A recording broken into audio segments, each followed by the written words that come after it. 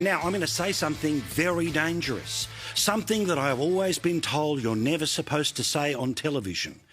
Today was a really boring day in the news. Now, we've got a great show tonight.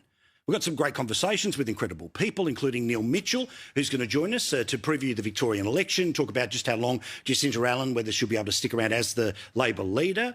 We'll have a great debate, as always, and there's plenty of other things in the news that I wanted to talk about, including the absurdity of the day, the media obsession of the day that, frankly, has been a little bit embarrassing. But because there's not one big obvious headline today, and I'm not just going to reheat the same version of the Pauline Hanson conversation that's been had for hours and hours, I'm going to start with something slightly different. And that is a conversation about the future of our country. Now, Australia has a very significant amount of money that we owe the rest of the world. Now, this hasn't always been the case. Remember, famously, in 2007, we were debt-free. And then a successive series of governments all the way from Rudd to Albanese have put us in the hole deeper and deeper and deeper. COVID put us really deep in the hole, the financial crisis really deep in the hole. But successive governments spending more money than they actually have coming in, despite the fact that they have a record amount of money that is coming in because the population keeps growing, not just naturally, but importation of workers as well. And the number that we owe the rest of the world is a frightening number. Close to $1 trillion in debt. We are now over $1 trillion with no surplus in sight. Jim Chalmers is sitting on $1 trillion debt bomb. $1 trillion of debt. And again, how do you get to $1 trillion in debt? Well, every time there's a budget deficit, it gets added to the last one, to the last one, to the last one, to the last one, to the last one. And we've had way more deficits than surpluses in the past 20 years, so we end up owing the rest of the world $1 trillion. But we probably actually owe the world a whole lot more because, as I've told you, there are hundreds of billions of dollars that are off the books, off budget. Now, these can be things like the construction of the NBN, but under the Albanese government, many of these things that we will still owe the rest of the world money for, but they don't need to show the receipts because they use a magical word that somehow changes the bookkeeping. We're investing so substantially. Investing. We're investing billions of dollars. But the truth is our society has changed. The one where the World War II generation, of course, they didn't know what debt was. Their kids started to have greater access to money in the form of things like credit cards or loans that didn't require as much of a deposit as it used to be. And then the grandkids, Gen X, of the World War II people, well, we were introduced to, again, a world where you didn't even have to have an asset behind you to be able to get things like a credit card, to be able to get a loan for a car or a TV. You just had to have a job and the capacity to pay the loan off. And then the millennials and now Gen Z, well, they live in a world, of course, of buy now, pay later, where, again, it's not about whether or not you have a savings history. It's just about show me your pay slips. How much of this will you be able to spend on that? And the reality is that even as Australia has $1 trillion in debt, you don't notice. The checks keep clearing when it comes to the government. We freely go to the beach, go to the pub, go to the footy.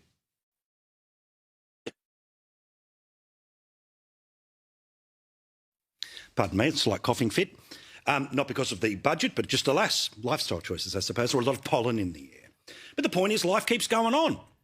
G'day, Oz William here, and I need you to sit down for this one because Australia is currently juggling $1 trillion debt bomb, a superpower with a 14-point wish list for our sovereignty, and somehow the biggest story on the nightly news this week was a dog, a literal dog. We will get to the dog. Oh, we will absolutely get to the dog. Quick favour before we dive in. If you are enjoying this breakdown, hit that subscribe button. It costs nothing, takes 1 second, and genuinely helps this channel keep digging into the stories nobody else wants to touch. Cheers if you did. What would have been absolutely embarrassing, unthinkable, unconscionable to the generation that built the country, that kept it free, is now just a number that people don't care about. And our elections have become about more promises. The federal budget every year is what's in it for you. The calculator is brought out about specifically, exactly down to the last dollar, what's in it for you. So we are in this spiral.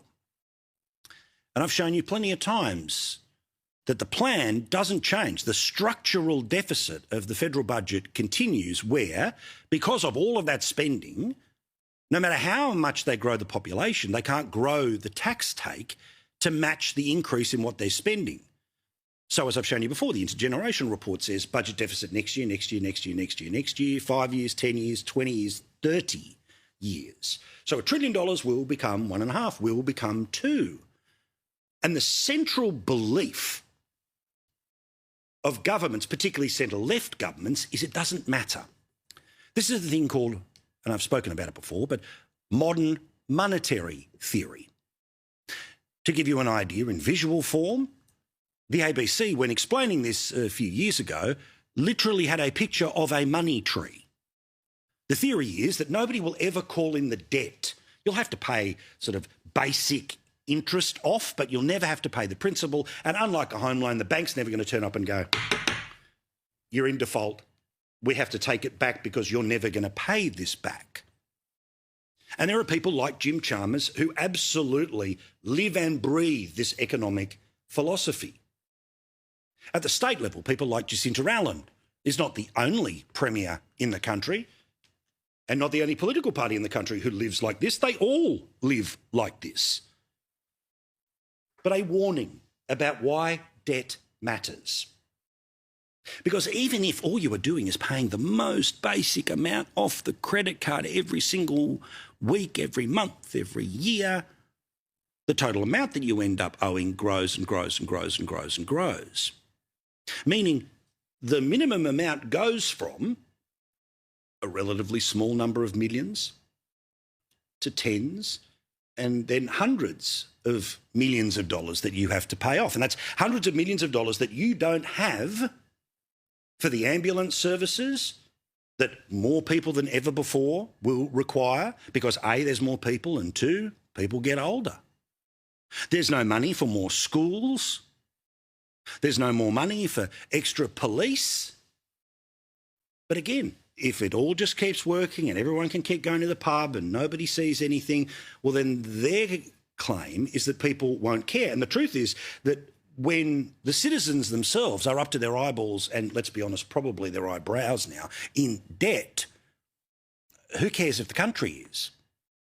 Well, the warning that has come about this modern monetary theory speaks very directly to a problem of the Victorian government where by 2030, and think of how fast 2000, let alone 2010, let alone 2015 feels ago, and even that picture that I showed you was from 2020.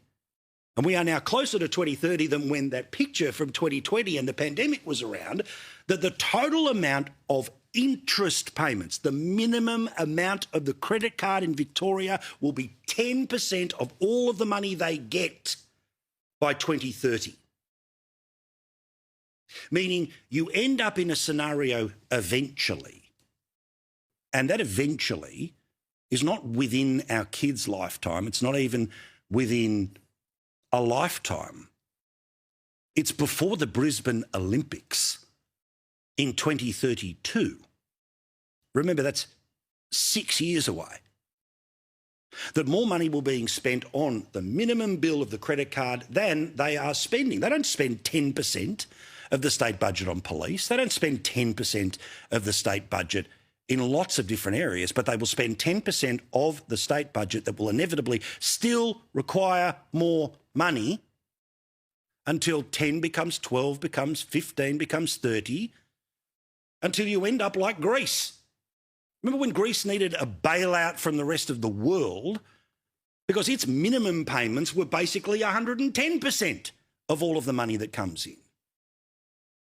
And just like any financial institution, when you fail to be able to pay the minimum, Sure, you'll be able to find a different loan somewhere else, but the interest rate won't be what everyone else pays. It'll be even higher and even higher. It's just a giant black hole. But because of no delayed gratification, the citizens in the short term will always take tomorrow over next week, tomorrow over next year. Let's talk numbers that should be keeping every Australian awake at night. $1 trillion. That is where our national debt now sits, and there is no surplus riding in to save the day anytime soon. For 20 years, this country has produced far more deficits than surpluses, and successive governments have gotten remarkably creative with the accounting, tucking things like the National Broadband Network off to the side so the headline figure looks a little less terrifying. Spoiler alert, it is still terrifying. And any politician who's brave enough to say, hey, we've got a problem here, and the problem is exactly what I've just spent the past 10 minutes talking about, that then gets turned into the great scare of cuts. So today was a really boring day in the news. There wasn't a lot new to tell you. But there are stories that are bigger than those that often lead our news. And those are about the problem Australia and, frankly, much of the Western world is in. Who owns that money? How much interest do they charge? How big does that bill become? Really matters. Now, supposedly, we just had a federal budget that was about intergenerational fairness.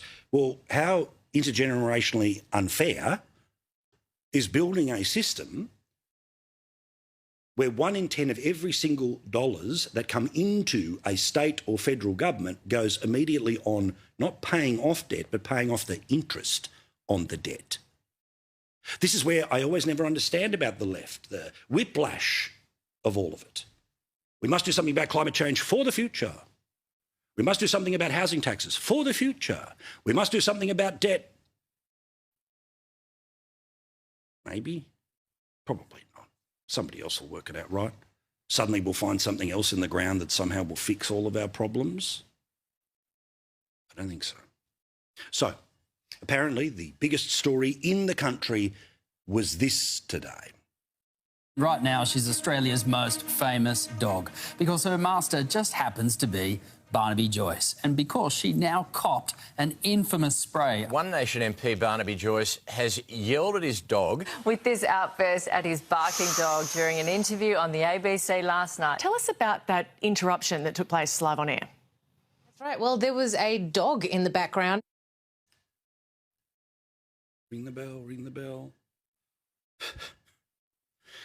And just to show that I'm not cherry-picking here, right, where I'm taking something that happened 20 minutes into a program and pretending that that's what the media was focused on today, these were the actual lead stories on Channel 7 and Channel 9 on 6 p.m. news tonight across the country. Apparently the single most important thing that happened in the world today. She went into bat for Barnaby Joyce over a bizarre outburst on live TV. A bizarre outburst from Barnaby Joyce, yelling at his dog on live television. The number one, the lead, the tippy top of the news today. Sure, there was the pile on social media as well, including the Animal Justice MP in Victoria. Sit down! Sorry, it's a dog. So this video is kind of like me, except it's when I'm responding to people who tell me that One Nation care about animals.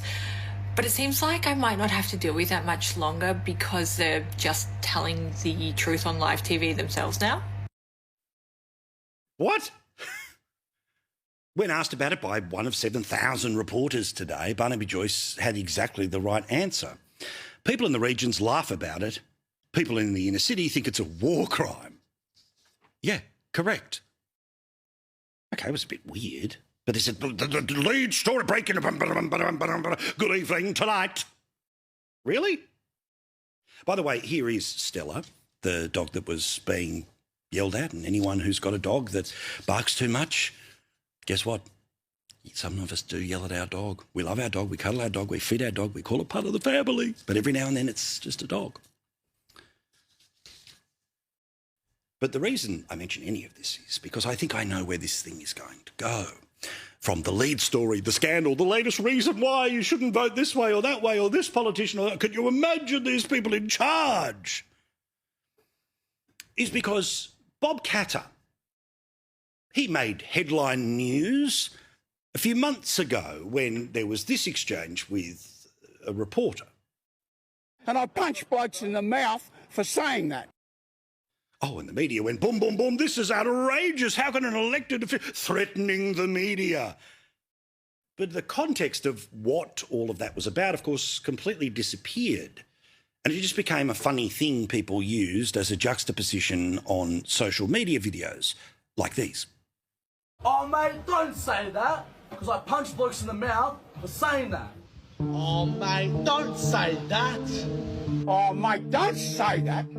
I punched blokes in the mouth for saying that. Bob, you've got Lebanese heritage yourself, mate. Oh, mate, don't say that, because that irritates me. And I punch blokes in the mouth for saying that. No. Oh, mate, don't say that, because that irritates me, and I punch blokes in the mouth for saying that. So, with $1 trillion debt clock ticking and a superpower testing our sovereignty, surely our media landscape is laser-focused on holding leaders accountable, right? Wrong. Spectacularly wrong. Because this week's #1 news story, ahead of both of those crises, was Barnaby Joyce's dog. Yes, a dog, splashed across the major networks like it was a national emergency. Meanwhile, remarks from other politicians get chopped down into 10-second meme clips, completely stripped of context, and complex speeches about serious issues get remembered for one viral soundbite rather than the substance underneath. This is the real pattern worth noticing. It is not that any single story is the problem, it is that we have built a media culture that rewards the loud, the silly, and the shareable, while genuinely existential issues get quietly buried on page 6. Debt does not bark. China does not do viral dance trends, so they lose the attention war every single time, even though they are the ones actually shaping our future. And that, right there, is the real crisis underneath all three of these stories. It is not the debt alone. It is not China alone. It is not even the media alone. It is a society that has gotten remarkably good at looking away from slow-moving problems until they suddenly are not slow anymore. The biggest stories are rarely the loudest ones. They are the ones we choose to ignore until the bill comes due, with interest. Thank you so very much for watching. I genuinely appreciate every single one of you.